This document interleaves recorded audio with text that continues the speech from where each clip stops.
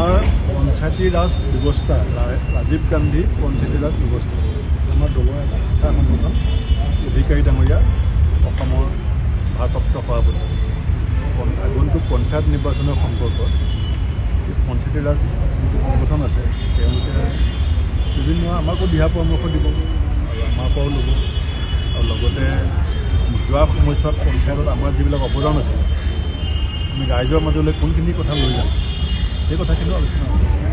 আপোনালোকে কেইবাখনো কমিটি বনাইছিলে লোকসভা নিৰ্বাচনৰ পৰ্যালোচনাৰ কাৰণে কেনেকুৱা কি পৰ্যালোচনাৰ যিখিনি ৰিপৰ্ট আহিছে সেইখিনি আমাৰ 13, 14, 15 তিনিদিন আমাৰ সভা আছে।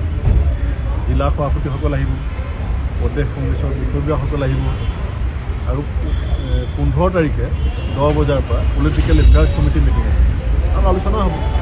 আলোচনাৰ পাছত যিটো সাৰাংশ সেইটো মই জনাম। ইয়াৰ কিবা আজি বা মিত্ৰতা কিবা তেনেকুৱা ধৰণৰ কিবা আলোচনা এইটো আমাৰ ক'লোৱেই আমাৰ দলৰ এটা শাখা সংগঠন ৰাজীৱ গান্ধী পঞ্চায়তী ৰাজ সংগঠন তেখেতসকলৰ সভাই মোকো মাতিছে।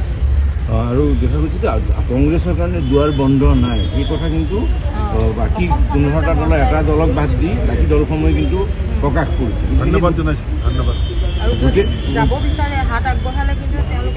হোটেল লিলিত ধন্যবাদ হ'বনে নাই ধন্যবাদ দিছোঁ। হোটেল লিলিত কিয় নহ'ব জ্যোতিষকো সুধিম এবাৰ নেক্সট হেনো জ্যোতিষক সুধি পেলাই মানে ক'ত বহিব অসম ক'ত বহিব সেইটো জ্যোতিষিক সুধি ল'ব। কিন্তু আমি বহিম সিদিনা মই অজিত ভূঞা ডাঙৰীয়াকো কৈছোঁ যে এষ্ট্ৰলজাৰ সুধি